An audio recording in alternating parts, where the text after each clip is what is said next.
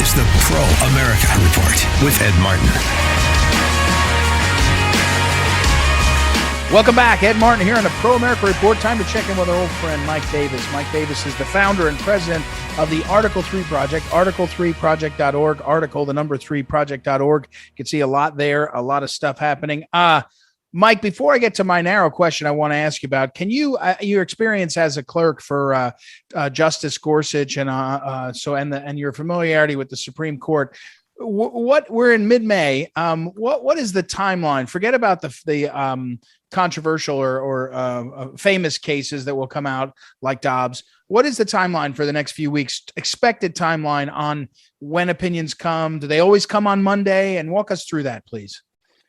Yeah, generally the court hears cases from October through the end of April, and then during the final 3 months of the year, it becomes opinion writing season. Generally, the most contentious cases wait until the end of June to come out. There are internal deadlines that the Chief Justice tries to set for the majority opinion, concurring opinions, dissenting opinions on the various cases. So you're going to see, I would bet, because the Dobbs case did not come out right away after the leak, like I think it should have, to send a message that you can't move the court. If you're going to go on the regular schedule, I anticipate that the Dobbs decision will come out at the end of June. So I think the deadline for the dissenting opinions to circulate is around June 15th. So that's the internal deadline, and then they work back and forth, and so you'll see an opinion coming out in Dobbs towards the end of June. Okay, and so when people, but in general, you'll also see each week there'll be some opinions out, and all right. So, Mike, another question before we get to the main thrust of what I said to one of my colleagues. Let's talk to Mike Davis again. Again, it's Mike Davis, who's over at article3project.org. A ton there. His Twitter feed also is worth following. And Article 3, by the way, article, the number 3project.org. But Mike, the leaker hasn't been identified, but and by the way, it's at Article 3 Project, same thing on Twitter. But it's just because it's not publicly identified. Do you think they figured it out already?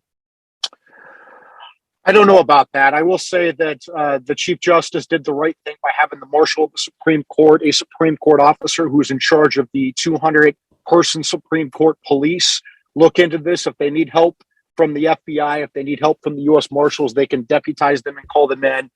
They should be interviewing all of the law clerks. They should subpoena emails and phone records if they have to. If they have to do polygraph examinations, they should do that. They have to get to the bottom of this leak. This is a huge breach of protocol and security at the Supreme Court. It has caused these vicious death threats against Supreme Court justices and their families, such that justices and their families had to have been evacuated from their homes. This is unacceptable. This is unprecedented for a draft opinion to leak. They have to get to the bottom of this. And so the marshal needs to step on it and get to the bottom of this for this internal leak. Externally, the FBI, the Attorney General Merrick Garland, has really fallen down on the job, dereliction of duty, by not ordering the FBI to arrest these people who are making these threats, including at the homes of Supreme Court justices and their families. This is inexcusable for Merrick Garland to give these people amnesty and not just remember what he did to parents who showed up to protest at school board meetings. He said he was going to sic the FBI on them. These protesters are showing up to Supreme Court justices' homes and threatening their lives. We're talking with Mike Davis. Mike, this is the thrust of one I want to ask you. There's two U.S. attorneys. So the Eastern District of Virginia, the U.S. attorney's name is Jessica Aber, A-B-E-R. And then there's a U.S. attorney for the District of Maryland, Eric Barron. These two, and you bring them up, you put them up, you named them, and you said, look, these two are Senate confirmed U.S. attorneys in Virginia and in Maryland. And you say Alito, Barrett, and Thomas live in Virginia and Maryland. I don't even know this is true. Gorsuch, Kavanaugh, and Roberts. So the six, and nothing is being done. First of all, by the way, where do the rest of them live? Do we know where the other ones live? I mean, where does Sotomayor and Kagan live? Do we know? I mean, what states? DC. Oh, they live in DC. Okay, so nothing is being done. Has anybody gotten a response? I think that the senators, somebody was asking questions. Is anybody saying anything, or is it just mum's the word and they don't do their job?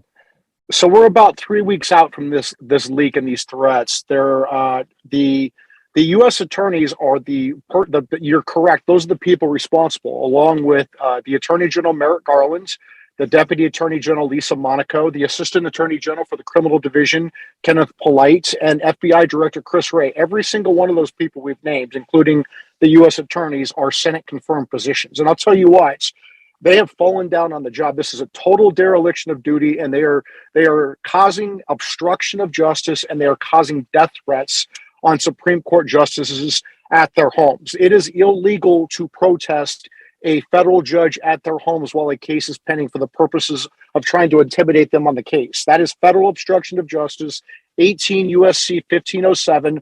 The FBI needs to start making arrests.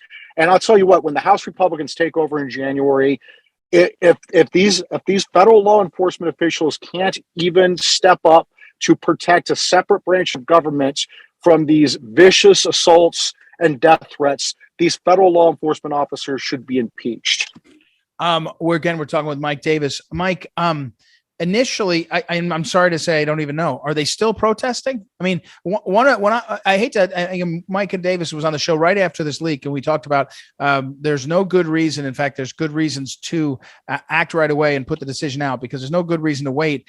The only reason to wait now, in my mind, well, I mean, I guess there's lots of reasons, but one of the things I was describing to my sons, we're talking about this, and I said, well, it might be the very last day, in part because when it was controversial, just controversial, meaning lots of questions, the justice would have that last opinion, they'd leave it and they'd be gone. And the Supreme Court's answer would be to the media and others, we don't have any answers. Everybody's gone, right? They're gone to teach somewhere or whatever. Right now, it may be safety says it's the best thing to wait, because I don't know, are the protesters still in front of people's homes, or have they waited? They've pulled back and they're waiting for the decision to come out?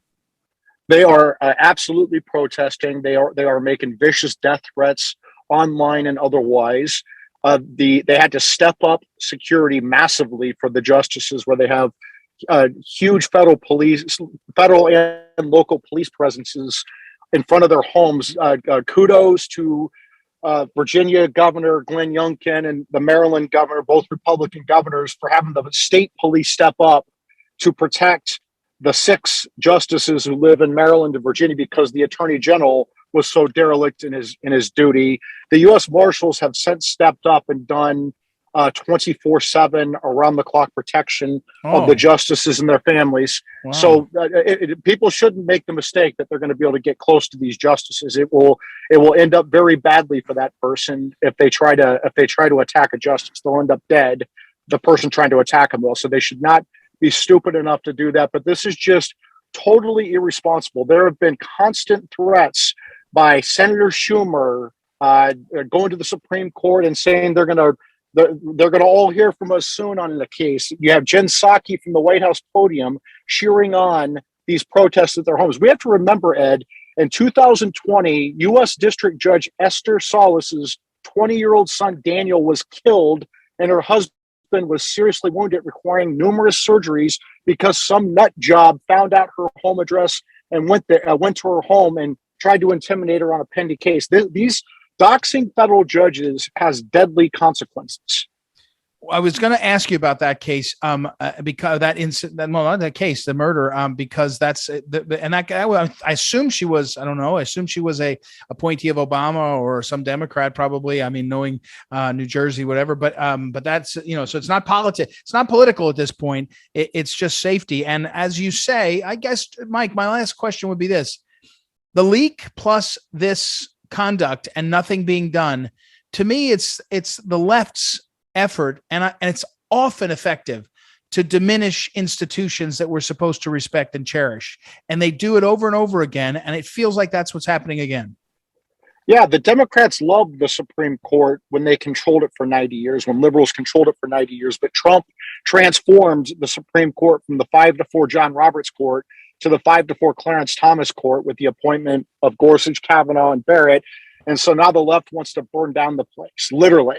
They want to burn down the place. And they want to murder the justices. This is insane.